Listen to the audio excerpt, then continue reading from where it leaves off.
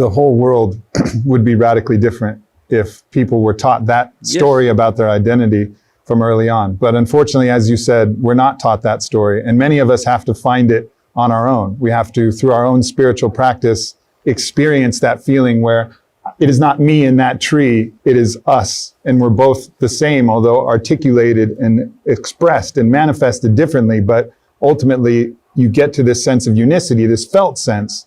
And then you can forget it, but at least somewhere you know it. Somewhere I know that we're all the same person living a different life. Somewhere I know that I'm made up of those plants and those animals and this sky and that water and the same thing that feeds the grass. I know it. Sometimes I forget, but at least I know it. So how, if people haven't experienced it for themselves, how can they find that felt sense of unicity, that felt sense of connection to everything? See, definitely in California, you've heard the word yoga. Yoga. The word yoga does not mean twisting and turning and looking like a leftover noodle, you know. Yoga means union. What are you trying to unite? It is not that you're trying to unite anything. It is anyway one. It is only a realization. This is why we use the word realization. Realization is not an achievement. Realization is not some kind of an attainment. Realization is not an invention. Realization is just that something that was always here, you missed it all the time, suddenly you saw it one day. It's like one day you saw you have two hands. How fun is that? And suddenly you have two hands. You realize, but you never saw all your life that you had two hands. So realization is not about going somewhere, it's about seeing what is there. Why is it that we are not seeing? Essentially, simply because people do not know the distinction between what is their psychological drama and what is the existential reality. See, your psychological reality is something that you're cooking up all the time. Existentially, what is there is there. When you do not know the distinction, what are you making up in your mind and what is the reality? When you start enjoying or suffering your psychological reality, then the trouble begins, because now you start a drama and you forget it's a drama. Now you become so much a part of the drama, you suffer in the drama, you do this, you do that, you cry, you laugh. This is what is the problem. You're misunderstanding your thought and emotion as life.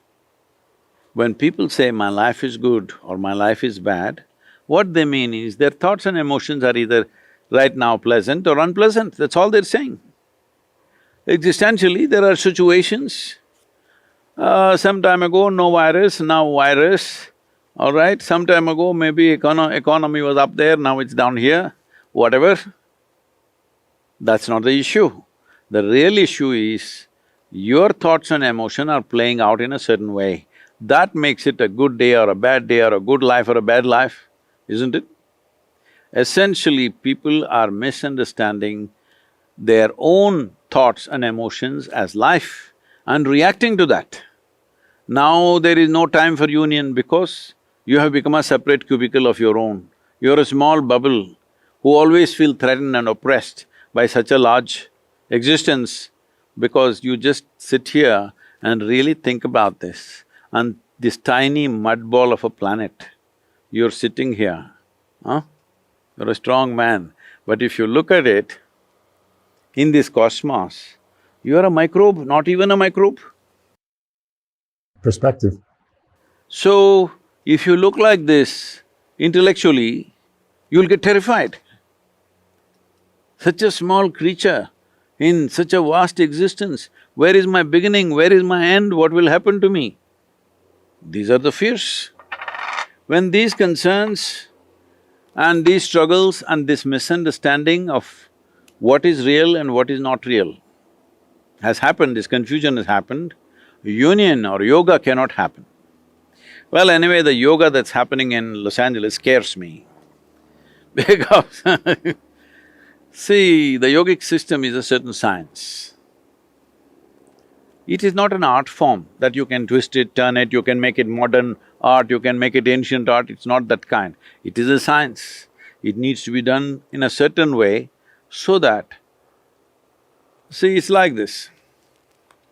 We can actually do a test and see if you want. If not Sure. now on the screen, you can do it at home and see. If you just hold your hands like this, facing down upon your thigh, you will see your breath will be one way. Keep your all the fingers together. If you just turn it over, your breath will be different way. That is how subtle this machine is. This way, this way. The very way it functions, the energies function is different. When it is so subtle, if you observe yourself in 24 hours' time, how much of this everybody is doing without knowing why they're doing what they're doing. They do all this and now they're expecting to be peaceful. Life doesn't work like that. If you do not understand how this functions and randomly you function, then you're always looking for a good deal in your life. Good deal in terms of relationships, good deal in terms of finances, good deal in terms of social relationships, good deal in terms of world around us. You can have as many good deals as you want. But if this is like this, you can go sit in heaven and still suffer, all right? I've been there. I've been in the most beautiful place, but I brought me to that beautiful place, and the me that I brought to that beautiful place was in turmoil.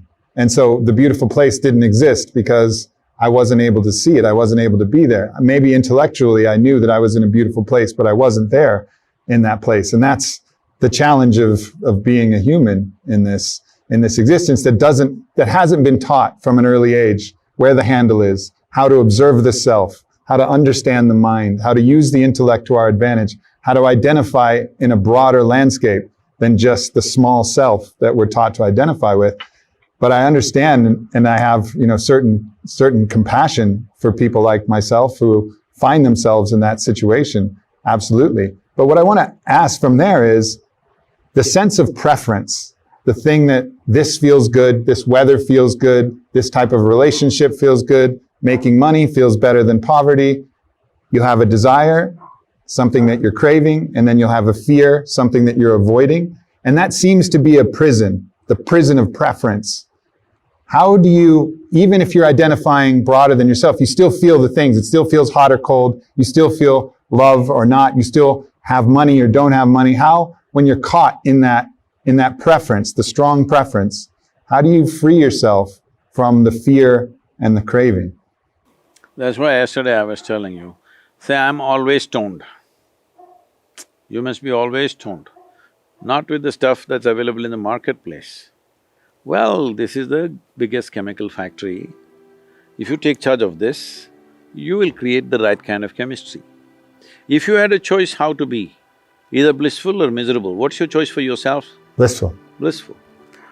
What you want for your neighbor may be debatable sometimes, all right? What you want for yourself is very clear. You want to be blissful.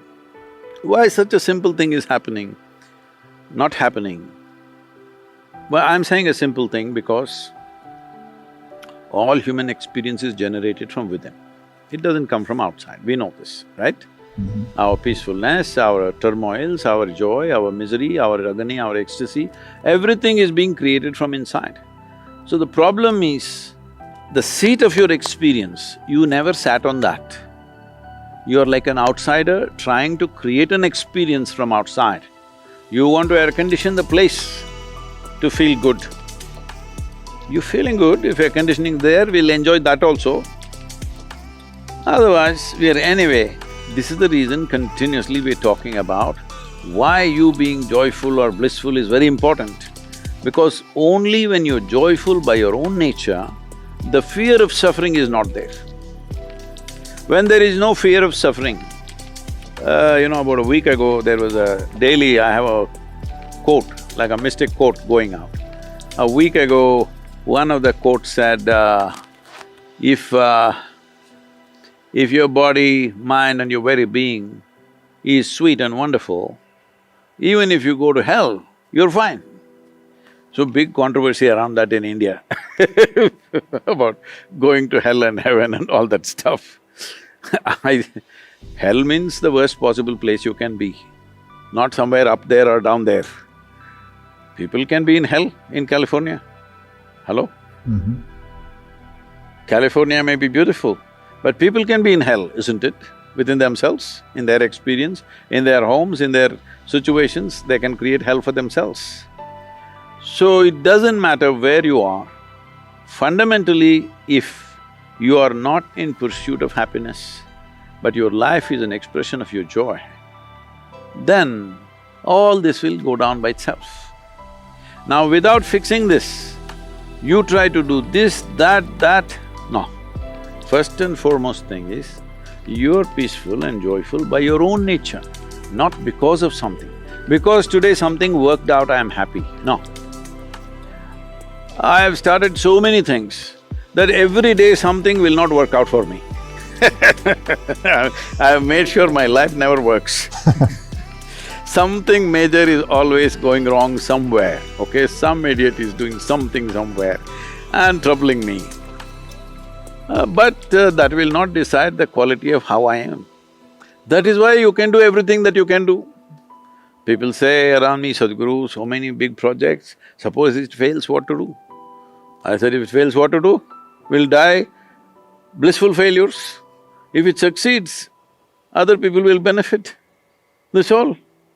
Anyway, I will die blissfully. If we do it well and it succeeds, immense benefit will happen to people. If you fail, well, it didn't work. Anyway, it had not worked even before. But when it doesn't make a difference to you, what is success, what is failure for you? So the most important thing is this. First and foremost, everybody must do a little bit of engineering within themselves to see that being peaceful and joyful is not a challenge. Once this happens, your intelligence will function in a completely different way, because right now it's in a survival mode, always fearful, if what will happen, what will happen. What will happen means what? Will I suffer? That's a question, isn't it? Once there's an assurance, whatever happens, this is how I will be. Other things are very simple.